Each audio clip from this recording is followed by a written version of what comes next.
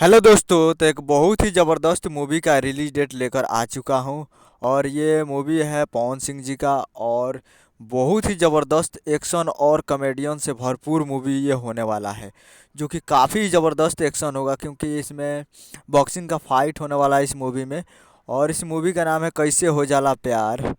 देखते देखते जो कि आपको स्क्रीन कवर दिखाई दे रहा है, जिस सॉन्ग का जिस मूवी का ट्रेलर का टाइटल रखा गया है कैसे हो जाला प्यार, जो कि ट्रेलर रिलीज किया जा रहा है कल सुबह में 7:15 पे। सुबह सुबह रिलीज किया जा रहा है 26 नवंबर को। तो ट्रेलर रिलीज ऑन 26 नवंबर सुबह 7:15 पे रिलीज किया जा रहा है फुल ट्रेलर, जिसका निर्देशक है जगदीश शर्मा जी और निर्देशक है राजीव रंजन सिंह जी और अमित कुमार सिंह जी। तो बहुत ही ज़बरदस्त। और संगीत दिए हैं छोटे बाबा छोटू या और छोटू बाबू और आज़ाद सिंह जी, और इसमें गीत लिखे हैं आज़ाद सिंह जी। तो कल सुबह में 26 तारीख को तैयार रहिएगा। मिलते हैं अगले वीडियो में, तब तक के लिए जय हिंद जय भोजपुरी।